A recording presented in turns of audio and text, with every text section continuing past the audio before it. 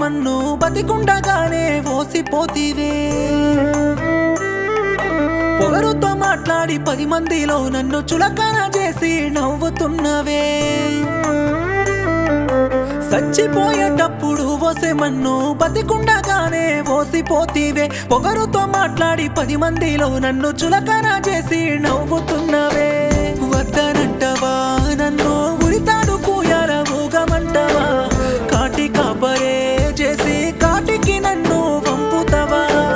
వద్దనంటవా నన్ను ఉరితాడు కూయాల ఊగమంటవా కాటి కాపరే